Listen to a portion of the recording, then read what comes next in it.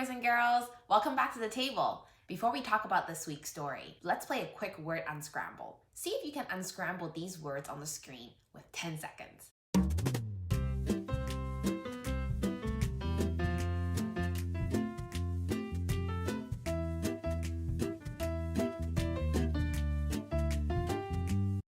Now, if you successfully unscramble the words, the key words for our story is bread, fish, and Jesus.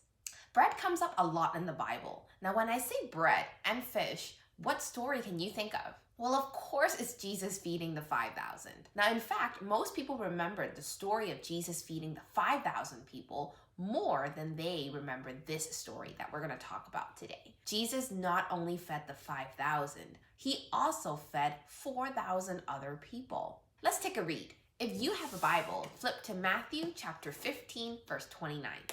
Now, I'm just going to read a little bit of the story in the beginning. Jesus left there, and he walked along the Sea of Galilee. Then he went up on a mountainside and sat down. Large crowds came to him.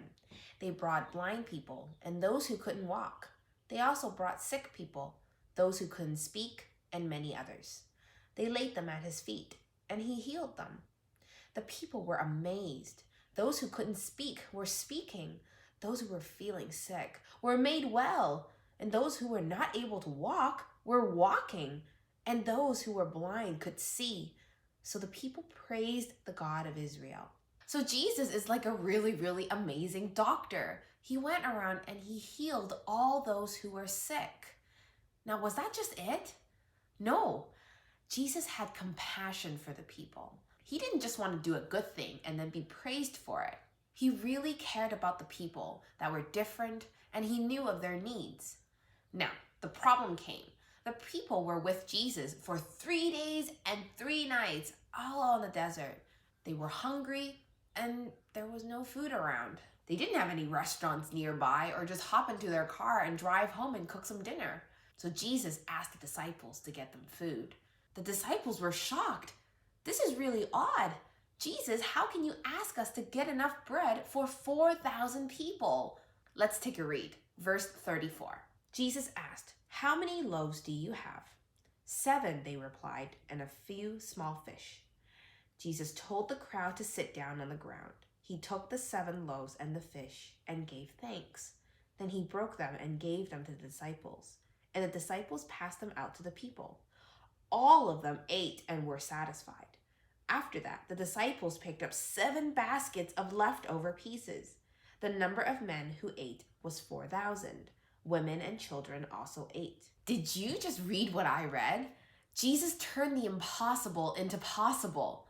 He makes things happen that was impossible for us. He gave thanks to the Father for the few bread and the few fish that he has, and he was able to feed everybody. Everybody was feeling so full, and they had 7 baskets of leftover. Jesus gave the people what they need and more. Jesus was very powerful. Now, Jesus wasn't just powerful 2,000 years ago. Jesus is still very powerful. If we read on to the story and as we continue on the season of Lent, you'll find out that Jesus did something that was way beyond possibility. And we know that because Jesus is the Son of God. He is our healer, and he has compassion for us.